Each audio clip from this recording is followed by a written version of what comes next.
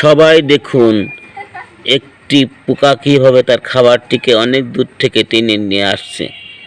একটি পোকা কীভাবে তার খাবারটিকে অনেক দূর থেকে টেনে নিয়ে আসছে। দেখুন তার খাবারটিকে অনেক দূর থেকে টেনে নিয়ে আসলো।